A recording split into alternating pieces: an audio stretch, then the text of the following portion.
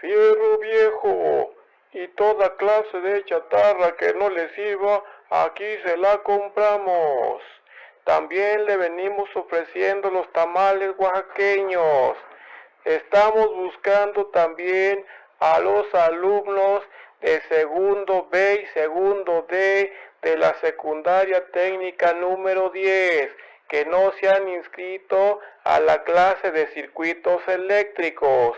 Buscamos también a los alumnos de primero C, primero D y primero E que no se hayan inscrito a la clase de circuitos eléctricos. Fierro viejo y también tamales oaxaqueños. Aparte, buscamos alumnos que no se hayan inscrito a sus clases virtuales y tampoco a sus clases de Classroom.